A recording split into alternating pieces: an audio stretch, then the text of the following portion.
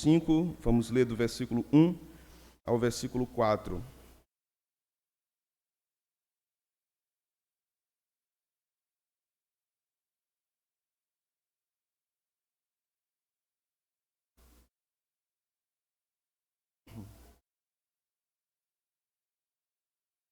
Justificados, pois, mediante a fé, temos paz com Deus por meio de nosso Senhor Jesus Cristo, por intermédio de quem obtivemos igualmente acesso, pela fé, a esta graça na qual estamos firmes e gloriamo-nos na esperança da glória de Deus. E não somente isto, mas também nos gloriamos nas próprias tribulações, sabendo que a tribulação produz perseverança, e perseverança, experiência, e a experiência, esperança. Amém. Vamos orar? Senhor, aqui está a Tua palavra aberta mais uma vez nesse púlpito, para ser pregada, para ser exposta para a Tua igreja. O Teu povo precisa ouvir a Tua voz, Senhor, as instruções vindas de Tua boca. E a Tua palavra aberta, lida e falada é a Tua boca falando com o Teu povo. Assim criam nossos pais, assim nós cremos. Fala aos pecadores, Senhor, converte corações a Ti. Fala aos aflitos, Senhor, traga consolação aos seus abatimentos. Fala aos desanimados, Senhor, aos prostrados, que o Senhor os erga, os levante, que o Senhor os renove as forças. Seja manifesto entre nós, Senhor, o Teu poder nessa noite, por meio da pregação. Essa é a nossa petição a Ti, no nome de Jesus. Amém. Podem sentar, meus irmãos. Meus irmãos, nesta passagem, capítulo 5 de Romanos, temos aspectos interessantes feitos pelo apóstolo Paulo, que são aplicações ou bênçãos da justificação. Do capítulo 3 até o capítulo 4, nós ouvimos e lemos Paulo falando muito sobre a justificação pela fé. E no versículo 1, aqui nós temos um elo de ligação entre uma nova grande parte de Romanos. Paulo irá falar agora numa grande seção de Romanos 5, verso 1 a Romanos 8, versículo 39, a respeito das bênçãos da justificação. E é uma seção maravilhosa da Epístola aos Romanos, cheia de consolação para nós, cheia de consolo para nós, cheia de exortações e edificação para nós, porque Paulo começa falando sobre paz. Justificados mediante a fé, temos paz com Deus. Esta paz não é uma paz que tem a ver com paz exterior. Não é a paz que tem a ver quando nós temos saúde, quando nós temos dinheiro, quando nós temos uma boa viagem marcada para sair de férias. Não é esse tipo de paz. Essa paz todo mundo quer também, né? Não é ruim. Mas esta paz aqui é mais valiosa do que isso. Esta é a paz com Deus, que nenhum meio humano pode dar, que nenhum esforço humano pode dar, que nenhum trabalho humano pode dar. Você pode trabalhar o ano inteiro para poder tirar boas férias.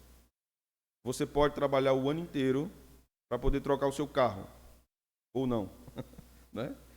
Você pode juntar recursos, vários anos de sua vida, para você comprar a sua casa. E quando todas essas coisas chegarem, você tem uma espécie de sentimento subjetivo de paz, pelo que você alcançou, pelo que chegou na sua vida. Mas Paulo não está falando disso. E Jesus também não estava falando disso quando Jesus disse aos discípulos: a minha paz vos dou, não a dou como o mundo a dá. Então percebemos que há uma diferença bíblica entre paz e paz. Esta paz que Paulo aponta é um efeito da justificação. Então, do capítulo 5:1 até Romanos 8:39, nós teremos 8 bênçãos da justificação. Paulo irá detalhar isso, irá trabalhar isso de forma magnífica. A Epístola aos Romanos, de fato, é uma obra de arte, do ponto de vista teológico, do ponto de vista argumentativo, do ponto de vista literário, do ponto de vista da argumentação do apóstolo e de como ele desenha toda a obra de salvação desde Romanos 1, fazendo comparações importantes com os livros de Moisés. Por exemplo, quando nós estudamos capítulo 1 ao capítulo 3, eu falei em alguns sermões que Paulo faz uma relação ali com Gênesis de 1 a 3. Quando chegarmos no capítulo 9 ao capítulo 11, nós vamos perceber que Paulo está fazendo uma comparação com Deuteronômio, com as bênçãos e maldições de Deuteronômio. Então nós estamos lendo um texto de um homem que era um doutor na lei, um homem extremamente preparado em termos teológicos. E aqui, nessa pequena porção que nós vamos examinar, também há uma beleza exuberante na construção dos argumentos de Paulo aqui nesses 4 versículos apenas. Nós vamos caminhar sobre isso. O texto, a partir do verso 2, parte B, do capítulo 5 até o verso 4, temos aqui uma construção literária, uma argumentação costumeiramente usada por escritores hebreus, chamada quiasmo. O quiasmo é uma estrutura concêntrica em que o autor começa fazendo uma espécie de junção até chegar num centro específico onde ele quer. Então, o que ele começa dizendo primeiro estará também por último. E assim ele vai seguindo. Que está em segundo, ele vai para o antepenúltimo, até chegar a um centro. O centro de Paulo aqui, no quiasmo, são as tribulações. Então, observe como Paulo constrói esse quiasmo. Versículo 2, parte B. Observe. Pela fé, a esta graça na qual estamos firmes, e gloriamo-nos na esperança da glória de Deus. Esperança da glória de Deus. Veja o verso 4. E a perseverança, a experiência. E a experiência, a esperança. Ele volta a citar esperança. A ideia de esperança aqui tem a ver com o retorno de Cristo. Esse é o sentido de esperança da glória de Deus. Isso tem a ver com a vinda de Jesus e a restauração de todas as coisas, a glorificação da igreja. Então, no centro disso está o versículo 3, que ele diz: e não somente isto, mas também nos gloriamos nas próprias tribulações, sabendo que a tribulação produz perseverança.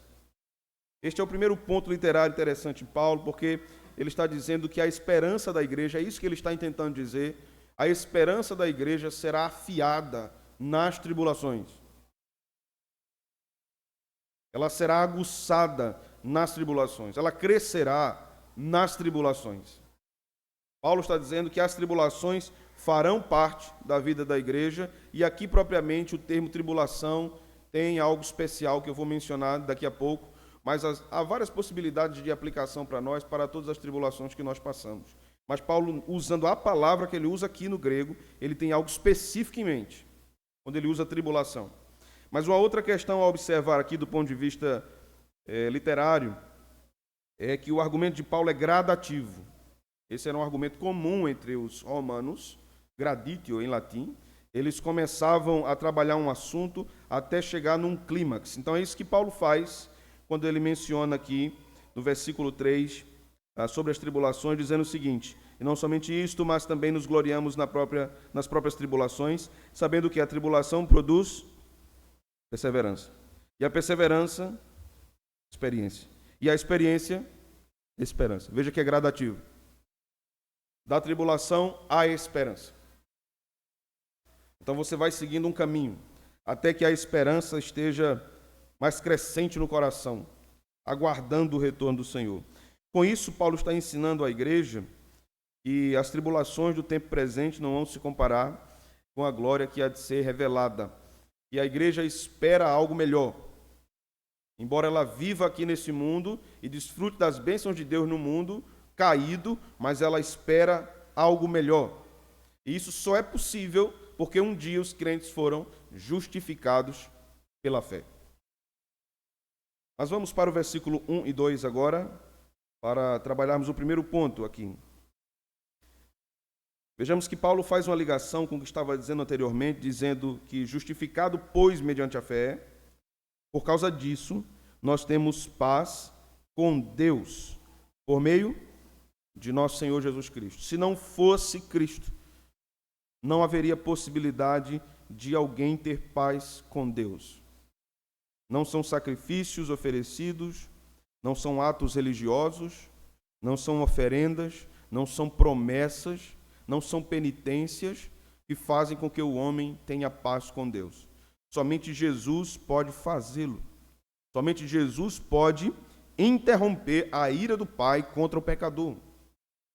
Porque todos aqueles que foram chamados, foram eleitos anteriormente para a salvação, eles são alvo dessa ação de Cristo, porque Cristo recebe sobre ele a ira de Deus. Então, essa ira não é dirigida àqueles que foram eleitos mais. Esta paz significa reconciliação.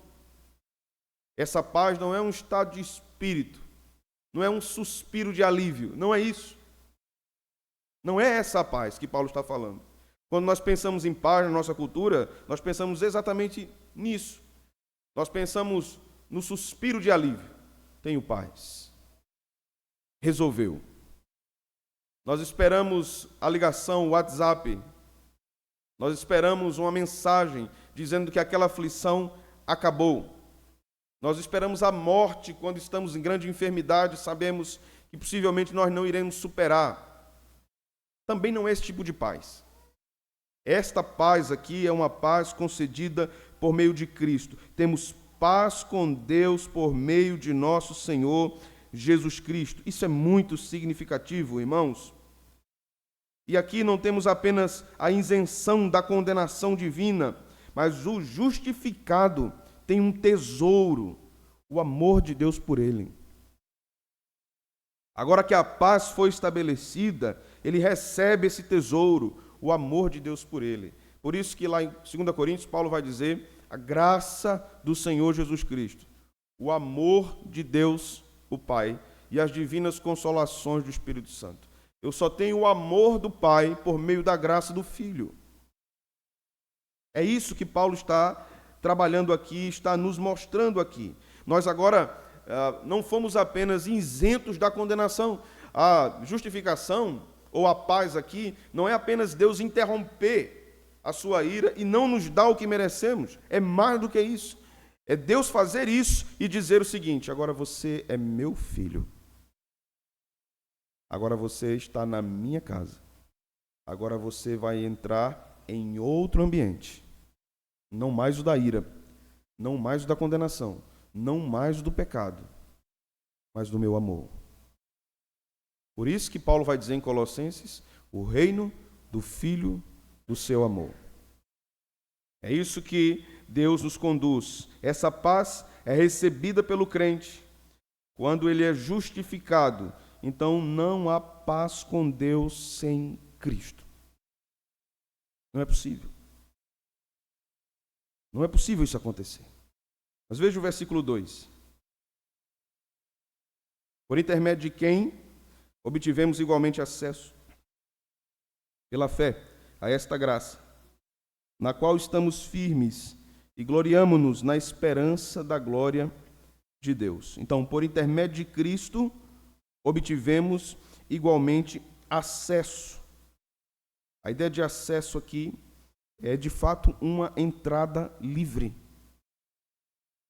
Isto é simbolizado quando Cristo morre e o véu do templo se rasga de alto a baixo. A entrada para o trono da graça estava livre. Cristo abriu, Cristo deu acesso. Não precisamos de intercessores humanos. Não precisamos de padroeiros, não precisamos de santos.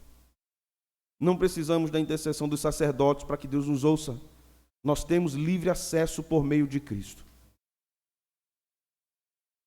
Livre entrada por meio de Cristo. Mas Paulo continua: a esta graça acesso pela fé a esta graça. A ideia de graça aqui, irmãos, na mente de Paulo, na abordagem de Paulo, é como se fosse um ambiente. Acesso à graça aqui significa basicamente mudarmos de habitação. Nós estamos na graça agora, no sentido de que nós estamos acolhidos por Deus na graça. É como se a graça fosse a nossa grande casa agora. Não mais o mundo, não mais o pecado. A graça de Deus é onde nós moramos. Justificados, temos paz com Deus. E por causa dessa paz, temos acesso à graça e ali habitamos.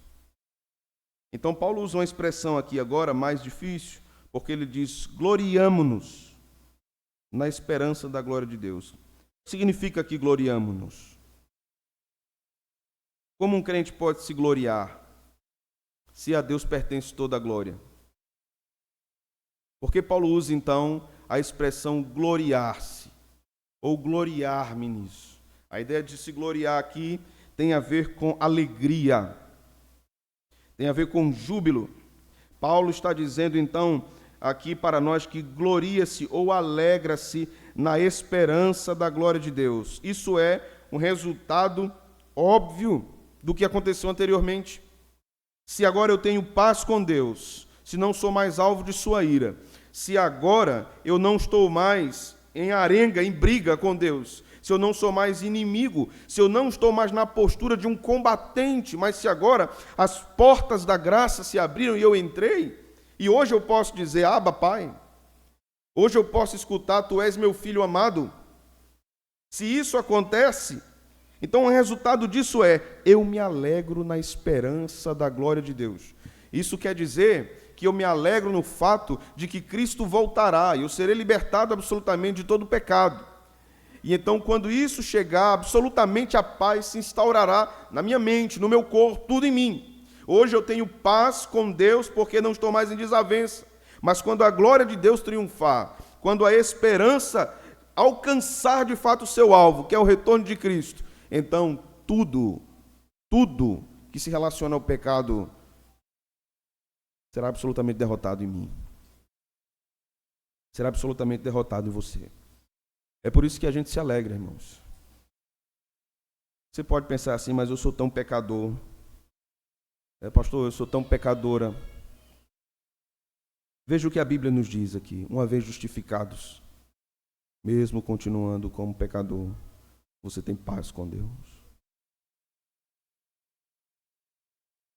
Você não vai ter paz em pecar. É diferente. Porque o Espírito vai testemunhar a você sobre o seu pecado. Ele vai lhe convencer do pecado, da justiça e do juízo. Mas em relação a Deus, você está reconciliado. E nada, nem ninguém pode mudar isso. Ninguém pode mudar isso.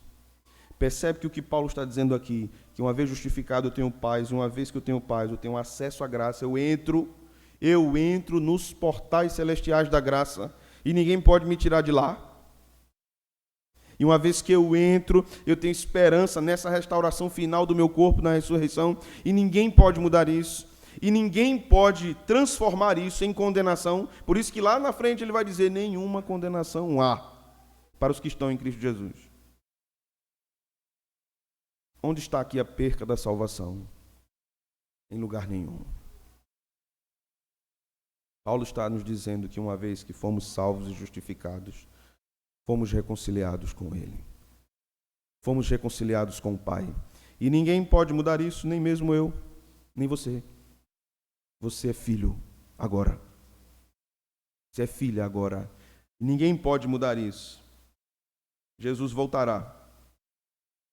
E essa esperança arde em nosso coração, porque nós somos justificados. Não vivemos mais segundo o mundo, ou governados pelo diabo, mas tivemos acesso, entramos à graça de Deus. Então, Deus nos recebeu, nos acolheu, nos restaurou, nos deu nova vida. Deus mudou o nosso status. Agora nós somos filhos e não mais inimigos. Não mais inimigos. Elizabeth Elliot. Não sei se você já ouviu esse nome alguma vez. Esposa de Jim Elliot. Na juventude, esse casal foi pregar aos índios, a uma tribo indígena. E em determinada ação missionária, o esposo dessa irmã foi assassinado. E a missão recomendou que ela voltasse. E ela disse que iria permanecer e continuar a missão que Deus havia a chamado junto com seu esposo. Deus usou aquela mulher, irmãos. E ela ganhou para Cristo o assassino do seu marido.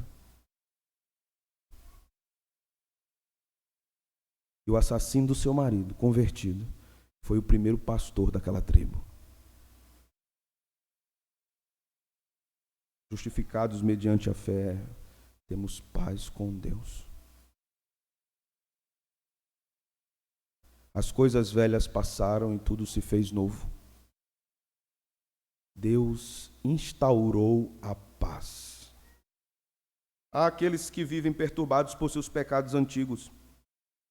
Há aqueles que vivem assombrados pelos fantasmas dos seus erros anteriores. Que vivem sendo acusados por sua consciência pelos erros do passado, pelo que disseram, pelo que fizeram, por onde andaram, o que cometeram. A Bíblia nos diz que temos paz com Deus uma vez justificados mediante a fé. Você pode ter sido assassino, traficante, drogado, violento. Cristo muda a sua vida. Cristo transforma seu coração. E os pecados outrora cometidos são apagados e lançados no mar do esquecimento. Por causa da paz que Ele nos dá. Você pode entender isso? Você já creu em Cristo como seu Salvador? Você já professou sua fé no Redentor? Você não precisa vir aqui à frente para fazer isso. Não precisa levantar sua mão, você não precisa esperar que eu chame o primeiro pecador dos 80 a vir à frente, render-se a Cristo. Você pode fazer isso onde você está. Reconhecendo Cristo como seu Salvador, simplesmente diga a Ele o seguinte: Senhor, eu sou um pecador. Recebe-me por tua misericórdia. Obrigado pelo teu amor, pela tua palavra. Obrigado pela salvação. Aceita-me, Senhor. Aceita-me. A Escritura diz que aquele que crê com o coração e fala com a boca será salvo. Receba a salvação em Cristo Jesus. Você pode entender, então, por que os cristãos têm convicção de sua salvação? Você pode entender que mesmo sendo eles pecadores, falhos, que podem até cair, que podem errar e vão errar, que podem pecar e vão pecar, você entende por que eles têm convicção da sua salvação? Você entende que há uma diferença muito grande entre você e um cristão? E essa diferença não está na sua estrutura física, ou na sua inteligência, ou na sua capacidade de compreensão das coisas. A diferença está na graça de Deus. A graça que alcançou os cristãos, e eles foram alcançados por ela. E eles são transformados por ela, santificados por ela. Eles habitam um novo ambiente, uma nova esfera espiritual. Eles vivem no mundo, mas eles não são do mundo. Eles vivem no mundo, mas a cabeça deles não é regida pelas coisas, os sistemas mundanos. A cabeça, o coração, a vida é regido pela palavra de Deus, pelo Evangelho da Graça. Você entende por que os cristãos podem ter convicção da sua salvação? Porque eles têm paz com Deus, porque eles foram reconciliados, porque eles se alegram no fato de que serão glorificados no retorno de Cristo. Caminhando então para o nosso segundo ponto, vejamos que por causa da esperança da glória de Deus, Paulo diz no verso 3, e não somente isto, mas também nos gloriamos nas próprias tribulações. Então Paulo está seguindo o fluxo agora da doutrina da justificação para questões mais práticas. Quando ele fala aqui gloriar, é o mesmo sentido, nos alegramos nas próprias tribulações. A palavra que ele usa para tribulação aqui tem o sentido de um mundo hostil contra a igreja. Ao que parece-nos pela palavra grega que Paulo está usando, ele está falando aqui da grande tribulação. A tribulação que virá, a grande aflição que virá, a igreja passará pela tribulação. Assim ensinou Jesus, assim ensinou Paulo, e assim está espalhado em vários lugares do Novo Testamento. Paulo está dizendo que nos gloriamos nas próprias tribulações, ou na tribulação, ou aflição, ou sofrimento. Pode ser traduzido dessas formas também aqui. Paulo diz que é possível nos alegrarmos nisso, porque nós sabemos que a tribulação produz perseverança. A palavra que ele usa aqui no texto grego para perseverança é paciência. Paciência que resiste. Não é a ideia apenas de continuar teimosamente. É a ideia de alguém que na tribulação espera pacientemente, suportando a dor da aflição. Suportando a pressão. Essa também é uma possibilidade de tradução aqui para a tribulação. Paciência que resiste. Nós somos atribulados, mas nessa tribulação, Deus nos dá paciência que resiste. Interessante, não é, irmãos?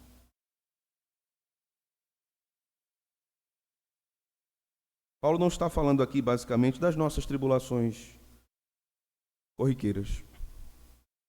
Paulo não está falando aqui das nossas enfermidades. Paulo não está falando aqui das nossas dores de vermos familiares morrendo sem o evangelho. Paulo não está falando aqui das perseguições que acontecem pelo mundo aos cristãos hoje no nosso tempo, porque isso ainda não é a grande tribulação. Não é. A grande tribulação será algo nunca visto. Se já tem coisas terríveis acontecendo na história, ou aconteceram na história, será pior. Muito pior.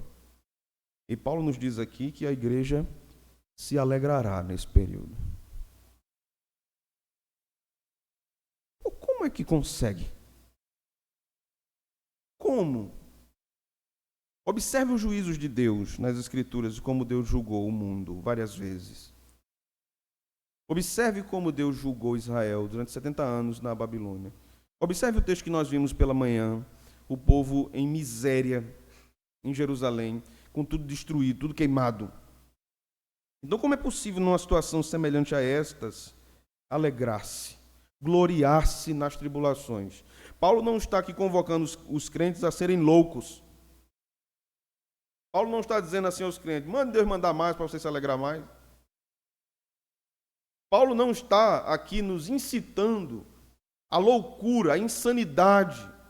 E não é aqui uma perspectiva estoica, que para o estoicismo, a indiferença diante das catástrofes era algo fundamental no seu pensamento filosófico.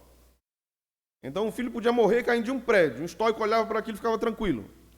Que a sua mente era condicionada a esse tipo de comportamento. Paulo não está falando disso. Paulo não está falando de uma atitude indiferente diante de grandes problemas. Paulo não está dizendo que a gente não tem que ligar para as coisas, para os sofrimentos. Não é isso que ele está dizendo. Paulo está dizendo que diante de grandes e ardentes tribulações, Deus nos fará mais perseverantes. Para os cristãos do nosso tempo, para os cristãos modernos, as grandes perseguições ou as tensões do nosso tempo afugentam eles da igreja, afugentam eles de servir a Deus. Um aperto aqui, um aperto ali, ele não quer mais, não vou mais. Eles deixam de ir para a igreja porque alguém fez uma cara feia para eles. Eles deixam de ir na igreja porque se desapontaram com alguma coisa. Eles deixam de ir na igreja porque o grupo de louvor não cantou a música que ele queria. Eles deixam de ir na igreja por questões mais absurdas possíveis. E eles se entristecem com coisas tão pequenas. Estes não sabem o que é de fato uma tribulação. E não sabem o que a Bíblia diz sobre isso. Porque o crente encontra graça visitadora e consoladora de Deus no meio das suas piores angústias. Porque isso está nas Escrituras. O crente conhece o seu Deus. Acho que um ano, 2 antes da pandemia, eu não me recordo bem. Estávamos conversando com alguns irmãos da igreja para o ofício diaconal. Eu estava em Santa Cruz ainda. O nome de um desses irmãos era Luiz Carlos. Um servo de Deus. Um homem manso. Um homem querido, muito querido da igreja. Todos gostavam daquele irmão. Ele era acolhedor. Ele precisou fazer uma cirurgia para trocar a válvula do seu coração. E nós estávamos orando por isso. E um dia antes da cirurgia eu conversei com ele. E ele me disse: pastor, ainda tenho isso no meu WhatsApp, ainda hoje. Ele disse: pastor, eu tenho paz. Eu tenho paz, meu irmão. O Senhor vai comigo para essa cirurgia. Já era a segunda vez que ele ia trocar a válvula. O Senhor vai comigo. E ele foi, e no dia da cirurgia eu estava fazendo visitas aos irmãos e recebi a ligação de um parente, um cunhado dele. Ele disse: pastor, ore por Luiz. A cirurgia complicou. A questão não está fácil. Ore. Nós paramos o carro na rua, oramos. Fizemos uma visita a uma irmã. Quando saímos daquela visita, uma outra ligação. Nosso irmão Luiz Carlos está com Cristo.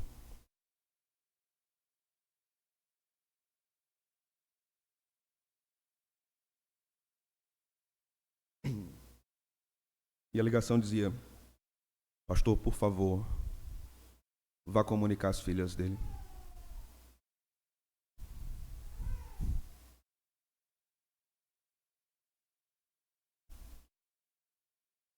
E nós fomos lá. Tocamos aquela campainha, uma filha mais velha abriu a porta, o portão, e nós entramos calados. E a cunhada dele desceu as escadas, olhou para nós e disse: eu não acredito. Eu sei porque vocês vieram aqui.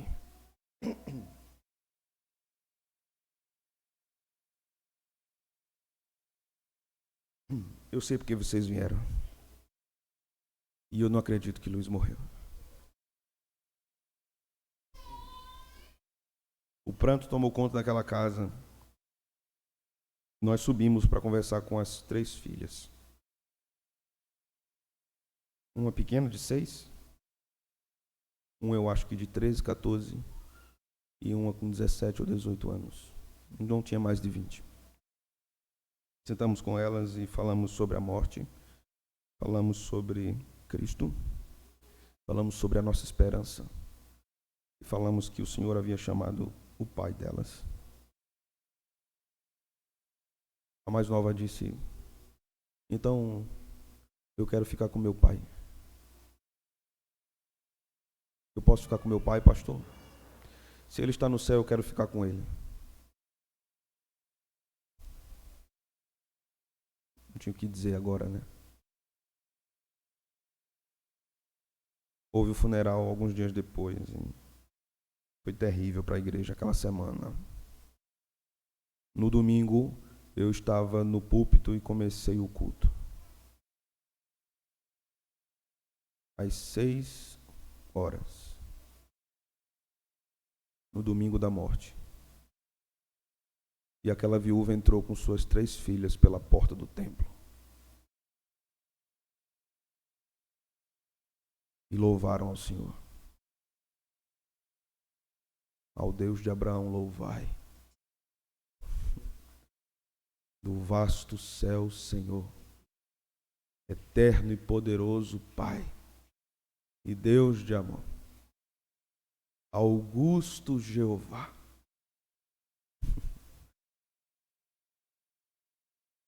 E elas cantavam em lágrimas,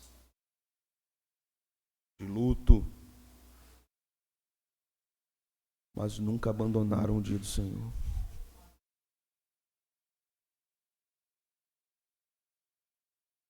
Sabe por quê, irmãos? Nós temos esperança. Visitei aquela irmã algumas vezes.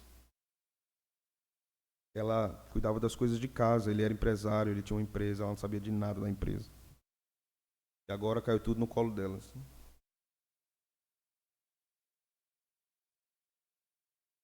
E ela virou a chefe da família. E uma vez ela me disse: pastor, Deus é meu marido.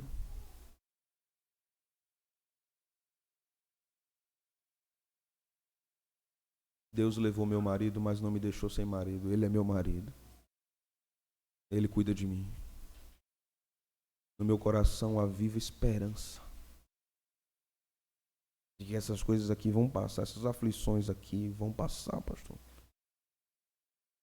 E o Senhor cuidará de mim até o fim, até o dia do seu retorno. Sabe por que isso acontece, irmãos? Porque a tribulação produz perseverança. A tribulação não vai matar você. Não vai destruir você.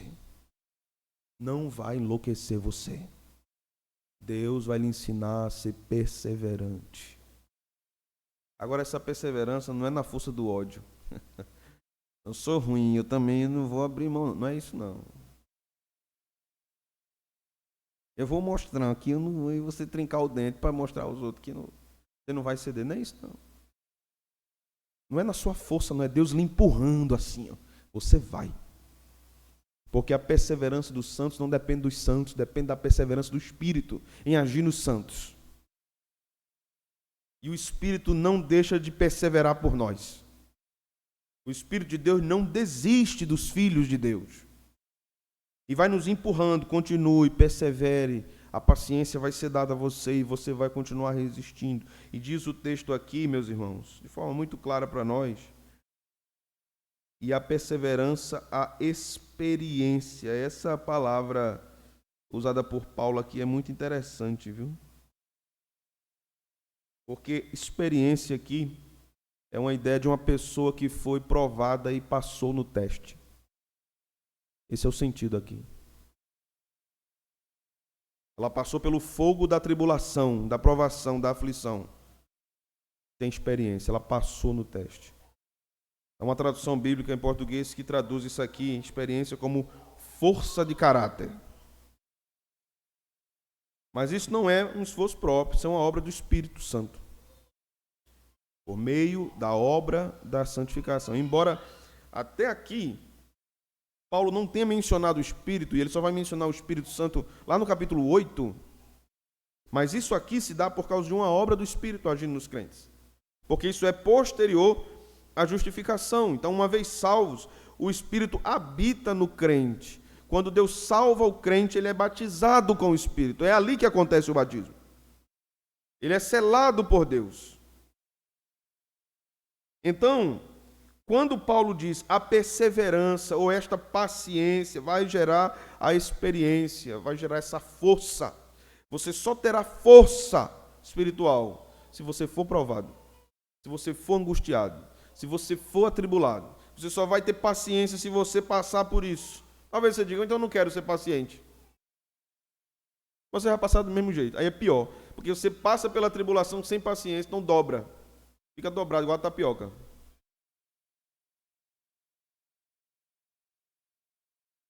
Está cansado? Está cansado das lutas? Cansado das suas fraquezas? Cansado de lutar? De continuar? Cansado de orar por esse motivo? Cansado de tentar mais uma vez e não dar certo? A perseverança produz experiência. O que é que o Senhor quer de nós? Continue. Prossiga. Não pare. Isto é importante para que você seja aprovado.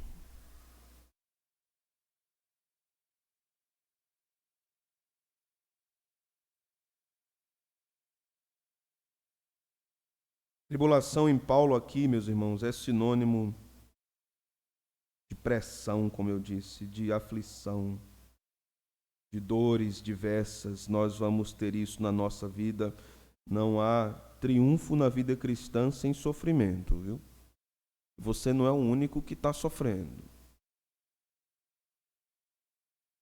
Não fique usando seu sofrimento para justificar certos pecados, não. Porque você não é o único crente que sofre. Por isso que tem um bocado de gente profetizando em culto, dizendo: eu vou falar para quem está com um grande problema. E o povo sai dizendo: Deus falou. Por quê? Porque todo mundo tem. Né? Isso é um negócio que todo mundo tem, é problema. Meus irmãos, nesse texto aprendemos que o sofrimento nos torna mais resistentes. Ele enrijece os nossos músculos espirituais e afia nossas espadas para a batalha. Aprendemos isso com Cristo. Cristo, em meio ao sofrimento no Gólgota, sabendo o que ia acontecer, suando sangue, perseverou. Pacientemente resistiu à ira de Deus sobre ele. De Deus. Você fica morrendo porque alguém não gosta de você. Jesus suportou a ira de Deus. Meu Deus, eu não faço mal para ninguém. Não precisa não. Só basta você fazer a vontade de Deus. Só basta você querer e desejar a vontade de Deus, que o inferno vai odiar você. E que odeie, irmãos. Que o inferno nos odeie. Pior que se gostar de nós. Aí é que é ruim. Se o inferno nos amar, se Satanás disser meu amor, lhe der um beijo, corra. Importa que o inferno nos aborreça, mas que nós agrademos a Deus. Se Deus promete nos dar isso, ou gerar em nós, por meio da tribulação, a perseverança necessária para tempos mais difíceis ainda, porque se nós estivermos vivos até a volta do Senhor, nós vamos enfrentar essa grande tribulação que vai se instaurar no mundo, como nunca se viu. Nós iremos passar por isso. Mas devemos lembrar do texto, da fala do profeta que diz: Ele é quem te guarda. Ele é quem guarda a tua entrada e a tua saída. Pode vir o que vier na sua vida, na minha, na vida da nossa igreja, na nossa nação, no nosso estado, pode acontecer o que for. O Senhor guarda o seu povo. A uns o Senhor chama logo, a outros ele diz: fique mais aí. E eu vou lhe dando graça até o final. Essa paciência que resiste é obra de Deus em nós, não é obra nossa. É obra do Espírito Santo, nos conformando à imagem de Cristo, como disse Paulo em Romanos 8. Aprendemos que a paciência é fundamental para crescermos espiritualmente. Sem ela não podemos resistir às aflições do mundo. Deus deseja que perseveremos. Sejamos, então, pacientes na tribulação. E se você não quiser ser, Deus força você a ser. Porque Deus coloca a gente numa ocasião que não tem o que fazer, só tem que esperar. Não é assim, irmãos? Não tem o que fazer, não. Ficai parados e vejam o livramento do Senhor para convosco. Por que clamas a mim, Moisés? Diga ao povo que marche. Porque quem abre o mar sou eu, não é o povo. E Deus abriu, irmãos. E o povo passou. Agora o povo passou, diz a Escritura, sem melar o pé de lama. Porque foi a pé enxuto. A pé enxuto. Deus não abriu só o mar, não. Ele secou e fez um tapete para o povo passar. Pode passar, vá. Agora vocês passam. O povo tinha apenas que confiar no seu Deus. Nosso Deus é grande e faz grandes coisas, irmãos. Nosso Deus é grande e faz grandes coisas. Ele fará grandes coisas na nossa vida. Ele fará grandes coisas nas nossas famílias. Ele fará grandes coisas na nossa igreja. Ele fará grandes coisas no nosso coração. Ele fará grandes coisas na nossa mente. Ele mudará o nosso comportamento diante de circunstâncias Ele nos modelará conforme a imagem do seu Filho. E Ele sabe em que situações Ele vai fazer isso. Porque o povo de Deus é uma bênção. Deus vai falando, e o povo vai ouvindo, dizendo amém. Mas não muda. Então Deus muda o método. Tudo bem, não estão ouvindo? Então eu vou fazer com que vocês ouçam. Eu vou mexer no coração de vocês. Eu vou colocar vocês aqui num círculo. Vou colocar vocês num labirinto. E vocês não vão conseguir sair de lá. E vocês vão clamar a mim. E eu vou ouvir. E eu vou responder. E eu modelarei o coração de vocês por meio da dor. Bendito seja o Senhor por isso. Você quer crescer na graça de Cristo? Quer crescer como cristão? Haverá sofrimentos. Haverá dor. Haverão aflições. Por fim, meus irmãos, a paciência produz a experiência, a força de um caráter que aprendeu quem é o seu Deus. Como seremos crentes mais maduros e educados na graça sem essa experiência? Não reclame.